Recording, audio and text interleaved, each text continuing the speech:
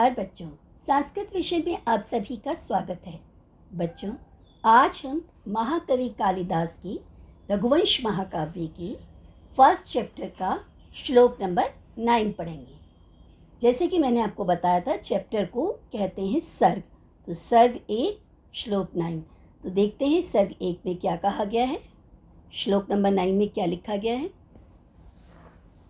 सर्ग 1 के श्लोक नंबर 9 में लिखा गया है, रघुणाम अन्वयं वक्ष्ये तनुवाग विभवोऽपि सन् तद्गुणैः कर्णम आगत्ये चापलाय प्रचोदिताः। ठीक है बच्चों, ये थी इसकी प्रोनाउंसिएशन। अब हम देखते हैं वर्ड टू वर्ड मीनिंग। रघुनाम पहला शब्द था जिसका अर्थ है रघुवंशियों के। रघु शब्द है, उसमें षष्ठी विभक्ति बहुवचन आया है, तो इसका मतलब क्या हुआ, रघुवंशियों के। अन्वयम शब्द जो है इसका अर्थ है वंश को। मैं किसको डिस्क्राइब कर रहा हूँ, रघुवंशियों के वंश को। यहाँ पर अन्वय का अर्थ ये नहीं कि श्लोक का अन्वय, एक शब्द के अनेक अर्थ होते हैं बच्चों। तो यहाँ पर अन्वय जो शब्द है श्लोक में, इसका अर्थ है वंश, रघुकुल को। ठीक है, तो रघुकुल के वंश को मैं डिस्क्राइब करूँगा। वक्ष्य मतलब करूँगा, कहूँगा। वक्ष्य मतलब कहूँगा। मैं किस को कहने जा रहा हूँ, रघुकुल के वंश को डिस्क्राइब करने जा रहा हूँ, उसका वर्णन करूँगा। वक्ष्य मतलब कहूँगा। तनु मतलब कम। तनु वाग विभवः, ये शब्द हमने श्लोक में पढ़ा। तो तनु का मतलब कम है, लेस है, मतलब कि ज़्यादा नहीं है, कम है। क्या कम है, वाणी वाग विभवः। वाग और विभव, इसमें क्या है, वाक शब्द है और विभव शब्द है। वाक का अर्थ होता है वाणी, और विभव का तो आप समझते हैं वैभव शब्द होता है ना। ठीक है, जो अब यहाँ पर वैभव शब्द किस लिए है, वर्णन करने की समर्थता, वर्णन करने की योग्यता। वर्णन करने के लिए, किसी भी टॉपिक का वर्णन करने के लिए आपकी वर्ड वोकेबलरी बहुत अच्छी होनी चाहिए। तो कालिदास कहते हैं कि मेरी वर्ड वोकेबलरी इतनी बढ़िया नहीं है। ठीक है, अपि मतलब भी, सन मतलब होने पर भी, तो होने पर भी।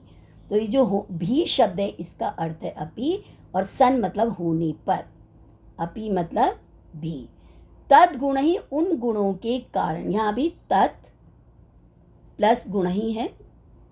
ठीक है, व्यंजन संधि है, ता को दा हो गया है। कैसे हुआ है ये आप देख सकते हैं। मैंने इसी संस्कृत विजन चैनल पर एक प्लेलिस्ट बनाई है ग्रामर की, उसमें सारी संधियाँ मैंने समझा रखी हैं। तो व्यंजन संधि खोलेंगे तो उसका आंसर यहाँ मिल जाएगा।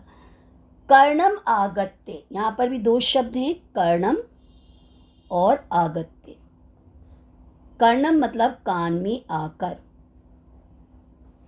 चपलाए चंचलता के लिए, प्रचोदितः मतलब प्रेरित किया है। ये हो गए वर्ड टू वर्ड मीनिंग। रघुनाम रघुवंशियों के, अन्वयम वंश को, वक्ष्य मैं कहूँगा, तनु हालांकि कम है। क्या कम है, वाक विभवः, वाणी का वैभव यानी वर्णन करने की समर्थता, योग्यता। सन अपि होने पर भी, सन पहले आएगा, होने पर, अपि मतलब भी, पर श्लोक में वर्ड है अपि सन, तो हमने श्लोक वाले वर्ड लिए। तद्गुण ही, उन गुणों की द्वारा, कर्णम आगत्य कान में आकर, चापलाय चंचलता के लिए, प्रचोदितः प्रेरित किया गया, इंस्पायर किया गया है। अब हम देखते हैं श्लोक में कवि क्या कहना चाहता है। कवि कालिदास कहते हैं, यद्यपि मेरी वाणी का वैभव यानी वर्णन शक्ति कम है, तथापि उत्तम गुणों से युक्त रघुवंशी राजाओं का वर्णन मैं करूँगा। मैं डिस्क्राइब करूँगा, मैं राजाओं के वंश को बोलूँगा, वर्णन करूँगा, जिनके गुणों ने मेरे कान में आकर इस रघुवंश काव्य रचना करने के लिए मुझे इंस्पायर किया है।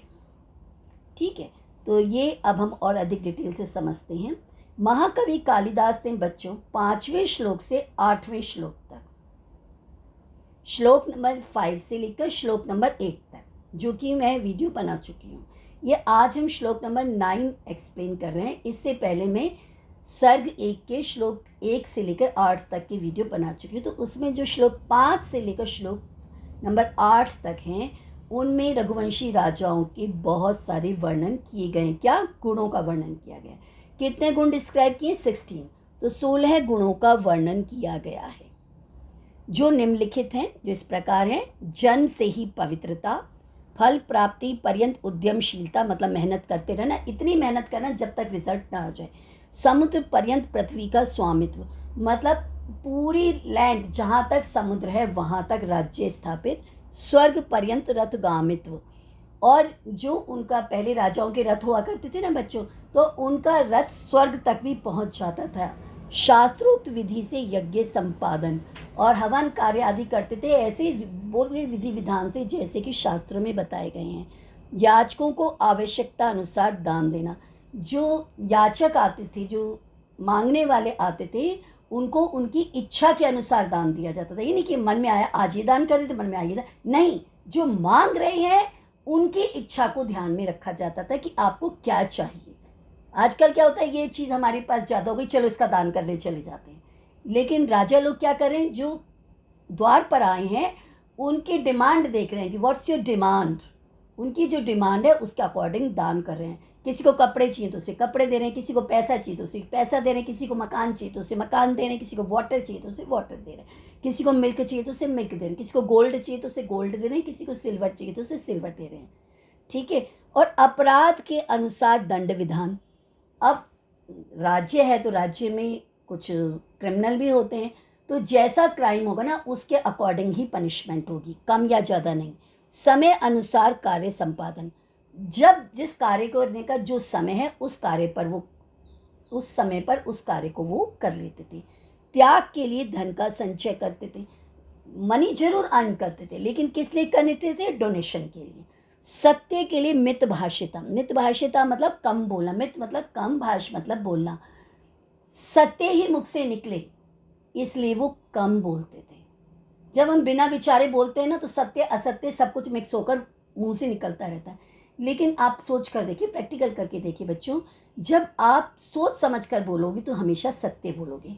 यश के लिए विजय इच्छा, जो विजय करने की इच्छा होती थी ना, उनकी ये नहीं थी किसी राज्य का धन हड़प लेना, नहीं, किसी राज्य को इंसल्ट कर लेना, नहीं, उनका इरादा ये था कि विजय प्राप्ति हो, यश प्राप्ति हो। तो यश के लिए, संतति की यानी कि संतान की प्राप्ति के लिए वो गृह मेधा यानी कि शादी करते थे, यानी कि गृहस्थाश्रम को पालन करते थे। शैशव काल में विद्या का अभ्यास करते थे।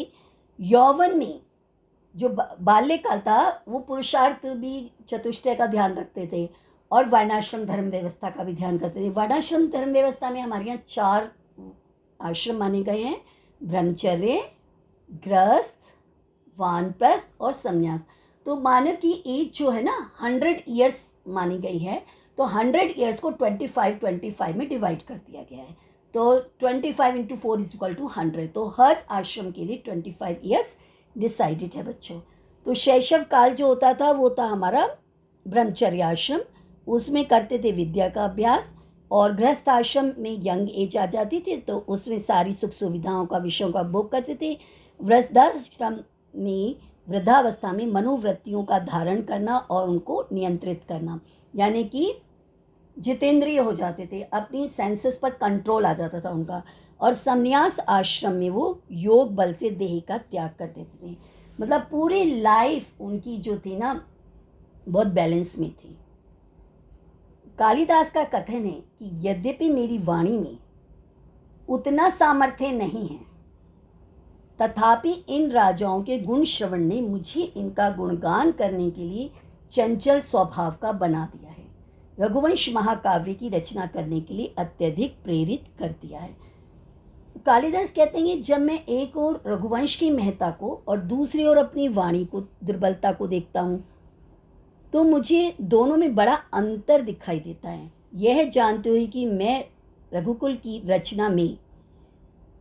रचना के कार्य में उत्सुक हूँ, तो यह जानते हुए भी कि इतना डिफरेंस है कि कहाँ तो रघुकुल जैसा महान वंश और कहाँ वहाँ की श्रेष्ठ राजा, ठीक है, और कहाँ मेरी मंदबुद्धि, तो भी मैं रघुकुल के जो काव्य है, जो रघुवंश महाकाव्य है, रघुकाव्य मतलब रघुवंश महाकाव्य, रघुवंश महाकाव्य की रचना के कार्य में उत्सुक हूँ।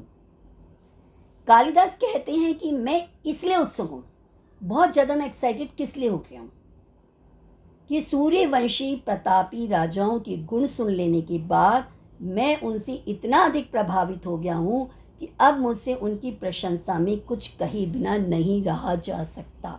उनके गुणों के आख्यान में मेरे मुख से निकले कथन भले ही उत्तम श्रेणी के नहीं हैं, परंतु मैं कुछ कहे बिना चुप नहीं रह सकता हूँ। जब आप किसी से बहुत अधिक प्रभावित होते हो ना, तो उसकी प्रशंसा में आपके मुंह से शब्द निकल ही पड़ते हैं। तो ऐसे ही कालिदास कह रहे हैं कि योग्यता भले ही ना हो, लेकिन रघुवंशी राजाओं में इतने अधिक गुण हैं कि उन गुणों से मैं इतना प्रभावित हो चुका हूँ कि अब मैं इतना ज़्यादा एक्साइटेड हो चुका हूँ कि मेरा मन कर रहा है कि मैं तो अब रघुवंश महाकाव्य को लिखूंगा ही, रघुवंशियों के राजाओं का वर्णन करूंगा। इस संदर्भ में यह बात ध्यान देने योग्य है कि महाकवि कालिदास ने श्लोकों में एक आदर्श राजा के रूप में हमारे सामने उपस्थित किया है।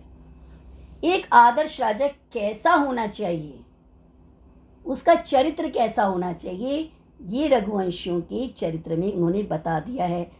बच्चों, आपके सिलेबस में तो 1 से 10 ही श्लोक हैं, लेकिन अगर आपकी उत्सुकता हो तो यही आदर्श वाली जो है ना 13 to 30 के श्लोकों में भी अधिक स्पष्ट हुआ है, बहुत अधिक डिस्क्राइब किया गया है। ठीक है, तो बच्चों आपको समझ में आ गया ये श्लोक। अगर आपको मेरा वीडियो अच्छा लगा हो तो इसे प्लीज़ अधिक से अधिक लाइक, शेयर और सब्सक्राइब कीजिएगा। Thank you.